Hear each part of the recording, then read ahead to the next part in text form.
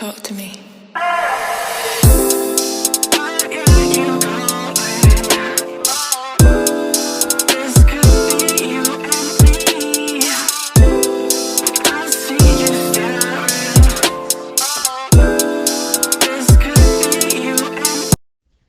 Hello everyone! Today's video, tuturuan ko kayo kung paano gumawa ng isang grade 1 paper gamit lamang ang mga app na ito.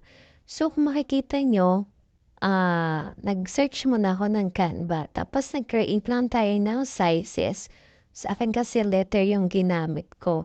So nag-background ako dito ng white.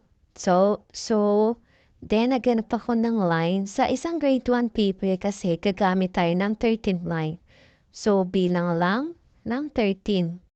Sa Canva, marami kayong pagpipilian. So, pwede kayong gumawa ng subject label, background, then mga invitation, at marami pang iba.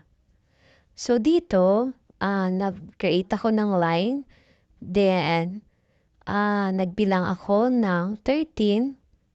Tapos, inisa-isa ko yan. Yan. Then, pagkatapos ko magbilang, papalitan ko yan ng mga color. So, yan ay black color muna. So, yan, bilangin lang natin ng 13 line. Then, inisa-isa ko siya. Yan.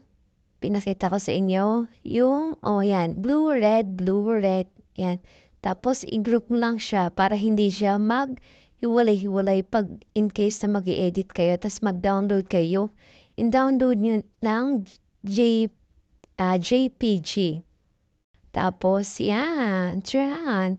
Then, punta kayo sa Microsoft Word, mag-create kayo ng dalawang copy. Yan, dalawang copy yung ginawa ko. Tapos, baliktaran. Then, pinrint ko na. So, dyan kasi, hindi ko kasi na-edit kung paano magawa ng tracing. Pero, may ipiprint ako dyan na may tracing na siya. So, punta lang kayo sa document, sa letter. Hanapin niyo yung mga dots na letter. Yan. So, yan. Itong ginawa ko ay para sa aking kinder na anak. So, yan. Kailangan niya ng tracing. Hindi pa kasi siya marunong magsulat. So, then, yan. Marami na akong pinrint out. Then, kinat ko lang po siya. Isa-isa ko. Kung may cutter kayo, maganda kung isang cut lang para pantay.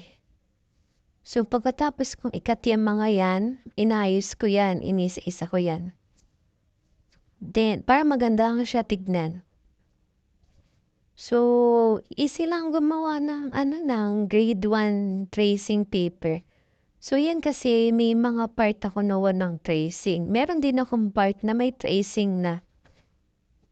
So, comment lang po kayo kung ano yung pwede nating i-tutorial sa inyo. Ito kasi yung mga ginamit ko is mga long paper siya.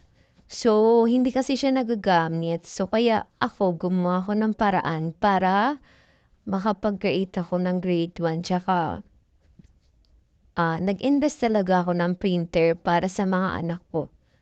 Parang easy lang. Mahirap kasi yung print ka kung saan-saan. So, yan. Yan.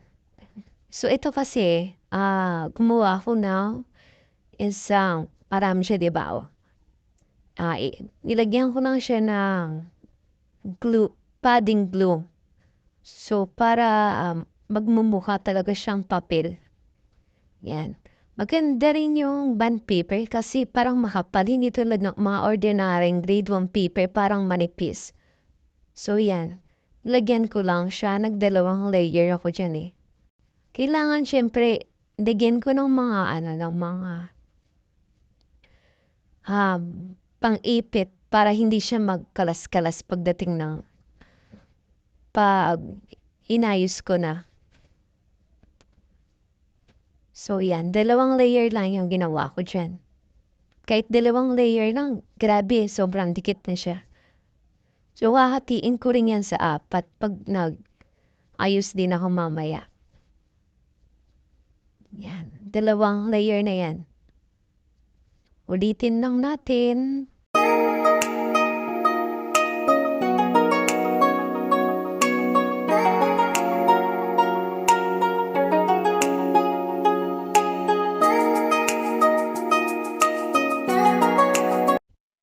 And isa-isa ko na siyang lagyan ng mga plastic cover para naman siyempre hindi naman mabasa, 'di ba?